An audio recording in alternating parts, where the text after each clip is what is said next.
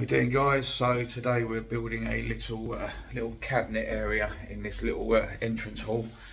So it's only a small area, but they've got this space here that's just dead, and they want somewhere to store like shoes and stuff and put that router somewhere.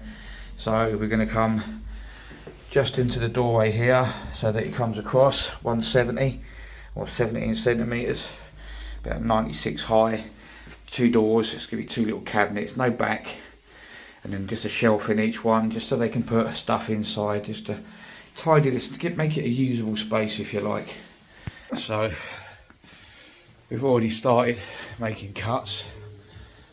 So we're set up outside, just ripping down all our material at the moment. Here we are, just setting up, just ripping down our 170 lengths. So we're going to do a whole load of them, and then we will cut them into the lengths we want. That's the width we need, so we're going to rip them down into the lengths. So we're just cutting in now.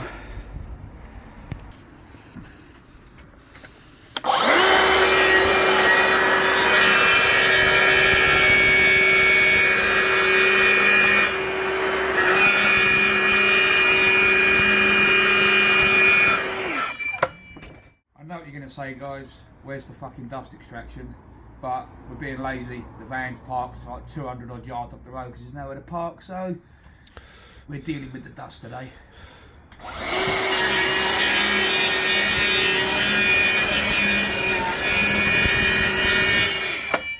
That is now all of our pieces cut, all of our widths cut. Guys, so we've cut all our lengths, and now I've cut all our widths. Now I've just got to cut 6 lengths at 614. These are the tops and bottoms. So I'm using my track guides, parallel track guides, as you can see, set to 614 on both. That's me stop, which is bang in line on both. So now I can do as many of these cuts as I like just by moving that board down. That's 1, and I need to do 6 of those, but I don't have to keep measuring because I've got my guides set up. So brilliant when you've got to do multiple cuts. That's all I've got to do now is literally slide that back, drop it down, bud it up both ends. That should be the same measurement, 614.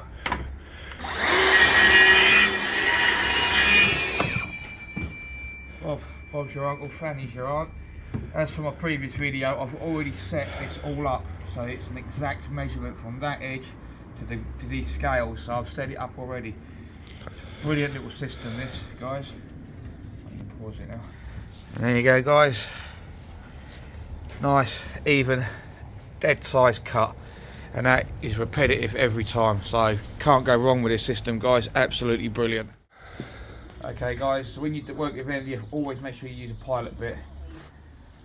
So make sure you're working on a flat surface, and don't go too close to the edge because you will just split it. So you come down about 20mm minimum, get your pilot hole in,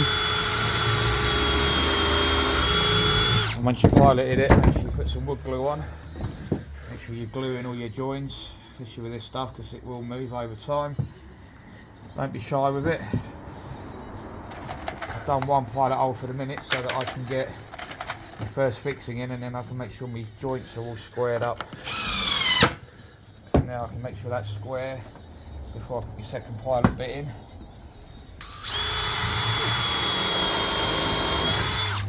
You're aiming to come about 9mm in, so you go centre of your MDF because it's 18mm. There you go. Nice flush corner.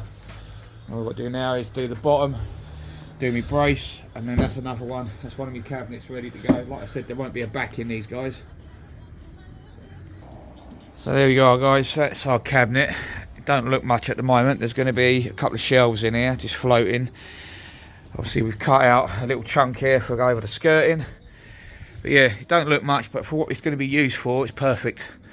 So it's the end. It's the finished result that makes it matter. We're not putting a back in because we want to maximise our space. Plus we've got a BT point and a power point that needs to be accessible, so it doesn't we want a back in it. This is just for throwing some shoes in that little space that she's got. So here we go, guys. That's the cabinets just in situ. We're just going to screw them together make sure they're level, and then we'll put some screws through here and there to make sure it's secured to the wall. Then we'll do our fillet panels either side, put a little worktop on it, throw some doors on, a little plinth, and that's going to look lovely. Guys, we've got a little fillet panel in down there, and we've got a fillet panel in down there. We're just going to cut our doors now, 2 big doors to go on that. Worktop, drill some holes for adjustable shelving, continue that skirting across the front. Job done. So we're about to cut our doors now, and our doors are 850, that's the exact height. So we need to cut them at 845, so you get 5mm difference. So if you look there, 845, and that one's set to 845. Just got to rip that down now. I'm going to film it from over that end.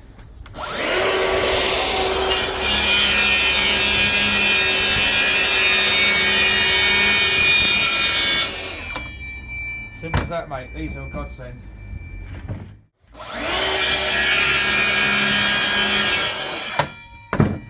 Beautiful. And we do this, slide that up. Move that one door. Just one door come up to height. And then again, we've already got our guide set. Ready to remeasure it. We just need to butt it up. Make sure it's butted up. Cut again. Perfect. There you go, guys. Now we're just going to cut our hinges. So I'll measure it down 150 to my centre, top and bottom. So I just got to use my little jig to cut the hinge holes. Yep.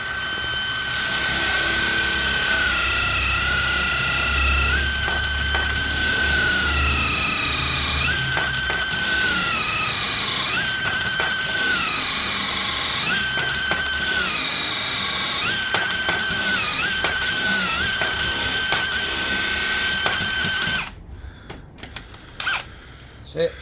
That's our hole cut for our hinge. Just got to do that another 3 times.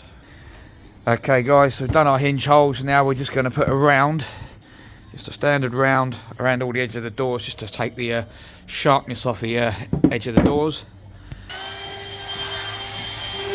Remember, always pushing away from yourself.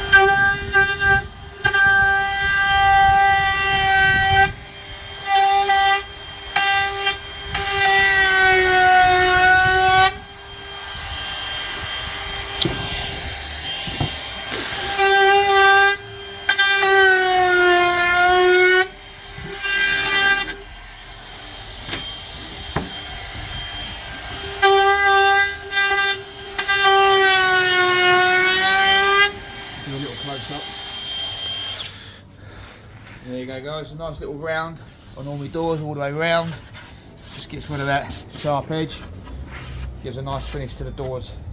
Here we are now, getting our hinges on, making sure they're square. Use a set square as Ricky just did, and then just screw them on. I always use the Blum hinges. I get mine from Howden's because they come with the 5mm raw plug, which gives you a nice good fixing in NDF rather than just screws. Hey guys, so we've cut a bit of skirting. We've rounded it off to try and match the existing skirting. It's not going to be a perfect match because it never is, but there you go. But there, once that's filled and painted, that'll just continue along looking like it was always there. Put the doors on, cut the shelves. We're just cutting the worktop now. And the worktop is going to be 20mm wider, so it'll come almost flush with this. But you've got to bear in mind, these corners are out by at least 7mm, so I've got to take that into consideration when I'm cutting my worktop. So let's get it on. So we've cut our worktop to its longest length, so now we know this section's got to be 7mm in to nothing to get it in there. That'd be scribed in then. Then obviously this end we've got to take out for the architrave, etc. I've allowed for me 7mm, so I'm just going to cut that now and then we can continue our measure. Guys, that's our worktop in, nicely scribed in. So what I'm going to do now is put a round on this edge. We're going to use push to open, so I've got to put them in here and here, which are just in that packet there, so I'll do them next. Right, so when I'm doing the push to open little buttons, I use one of these. Now you get 6mm, 8mm and 10mm. I like to build them up. and it's self-centering, so it just hooks on there like that. And then you drill your 6mm, then you do your 8mm, then you do your 10mm, and then those little push bits will slide inside. Alright, so 6mm first, guys.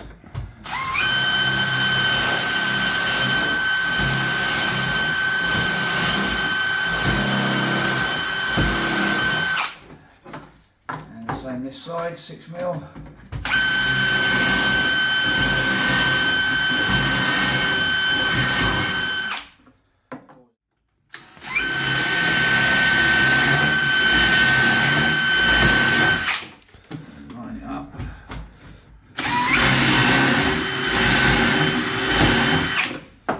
Now it's just 10mm, just a matter of swapping these bits out.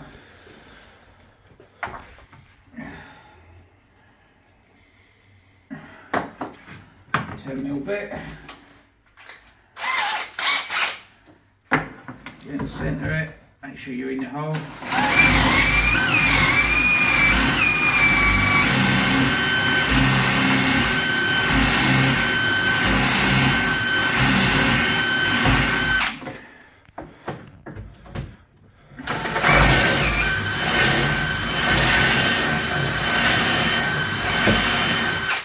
There you go, girls and boys and girls. Perfectly centred hole, ready for your push to open, which are here.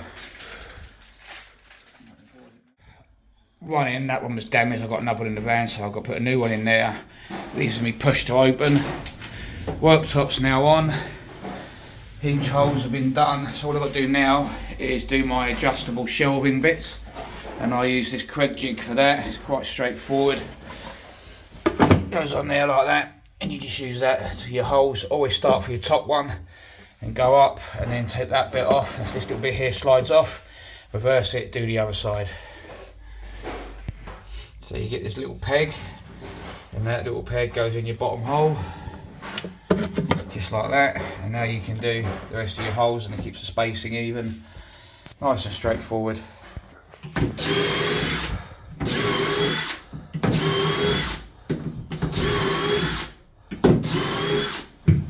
Move it up, put your peg in, to your hole, and the bottom one, and off you go again.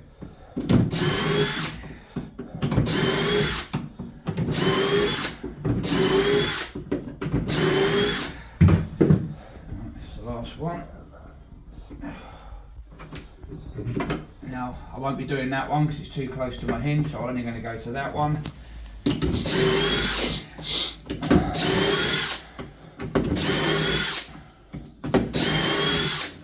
And there you go, guys, that's your peg holes. Now what I've got to do is slide that off and start again. You do. In your first hole, put in your peg, and off you go, just like that, guys. Don't forget, keep track. And there we go, guys, all our holes. Obviously I've had to miss here because of that, but it is what it is. But all our holes are there, ready for shelving. Guys, all done. All ready for the client to paint up, put their shoes in, however they want to work it. But yeah, it's just a little bit, nothing special. Guys, like, share, follow, and see you soon.